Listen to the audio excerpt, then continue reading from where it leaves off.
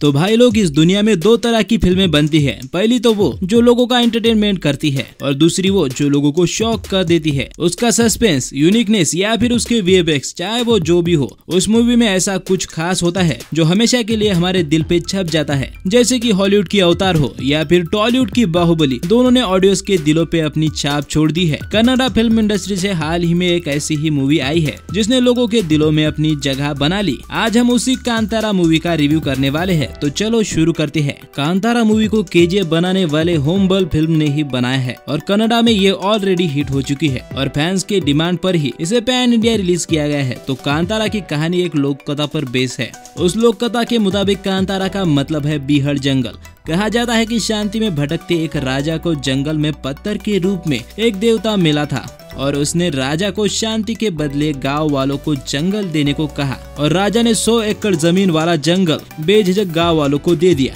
और इस लोक कथा के मुताबिक अगर इस जंगलों को इन गांव वालों से वापस लिया गया तो भारी विनाश होगा। अब ऋषभ शेट्टी जो इस मूवी के राइटर है, उन्होंने इस लोक कथा के कई सालों बाद की कहानी पर ये फिल्म बनाई है कि कई सालों बाद अब क्या होगा फिल्म में आगे हमें दिखाया जाएगा। कहानी को जानने से पहले मैं तुमको बता दूं कि कांतारा के डायरेक्टर, राइटर और लीड एक्टर तीनों ऋषभ शेट्टी ही है। ये तो लेटेस्ट न्यूज़ है। और तीनों जिम्मेदारियां इन्होंने इतनी परफेक्टली की है कि तारीफ के लिए मेरे पास शब्द ही नहीं है। अच्छा, हमको सिखा रिया है भाई। यहाँ लोग अपना एक काम ठीक से नहीं कर पाते हैं, ना ठीक से एक्टिंग कर पाते हैं और ना ठीक से डायरेक्टर बन पाते हैं, पर वही ये बंदा तीनों काम अकेले कर रहा है। मैं तुमको सच कह रहा हूँ, मोनालिसा पेंटिंग वाले लियोनार्डो दा विंची के बाद अगर किसी का नाम एक साथ कई चीजें में मास्टरी करने के लिए लिया जाएगा तो वो ऋषभ शेट्टी ही होंगे।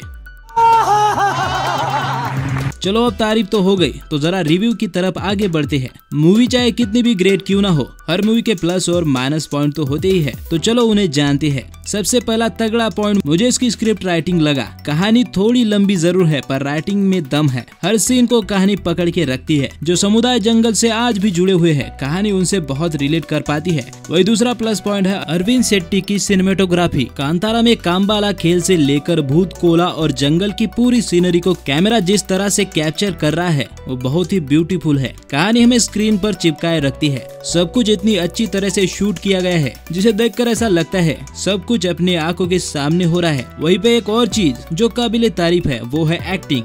ऋषभ शेट्टी ने तो फाड़ ही दिया है, पर उनके सपोर्ट में बाकी कास्ट ने भी दमदार एक्टिंग की है। कई ऐसे एक्शन सीन्स हैं जो बहुत अच्छे से कोरियोग्राफ किए गए हैं और इसमें हॉरेबल भी सीन्स बीच बीच में अपनी फाड़ देते हैं। वैसे बीजीएम ने जो काम किया है ना, वो मेरे को सबसे बढ़िया लगा। जैसे ही तुम मूवी देखकर बाहर आओगे, कहानी से ज्यादा बीजीएम तुम्हारे दिमाग में घूमेगा। और भी बहुत से प्लस पॉइंट है, जैसे कि स्पेशल इफेक्ट्स या फिर कलर टोन। अगर हम इस पर बात करते रहे तो मामला थोड़ा लंबा हो जाएगा, पर तुम इतना समझ लो कि कांतारा एक मास्टरपीस है। लेकिन जैसा कि मैंने कहा, हर मूवी के कुछ वीक पॉइंट्स तो होते ही है। वैसे तो इसमें कुछ खास वीक पॉइंट्स नहीं है, पर कहानी की लेंथ थोड़ी बड़ी हो गई थी, इसे और छोटा बनाया जा सकता था। वहीं पे शुरुआत में ही कहानी कई लोगों को नॉर्मल लग सकती है, मगर जैसे जैसे आगे देखते जाओगे तुम्हारी आंखें बड़ी हो जाएगी, क्योंकि ऋषभ शेट्टी का स्क्रीन प्ले और डायरेक्शन एक एनर्जी से भरा हुआ है। उनके नैरेटिव में एक फ्लो है और कहानी को बिल्कुल जोड़े रखा गया है। लेकिन इस मूवी की एक खास चीज जो मूवी देखने के बाद तुम्हें सोचने पर मजबूर कर देगी, वही इस मूवी की जान है, जिसको देखने के बाद तुम्हारा मुंह और आंखें दोनों खुली रह जाएगी। वो है इसका क्लाइमैक्स। मतलब क्लाइमैक्स देखने के बाद मेरा रिएक्शन ये था।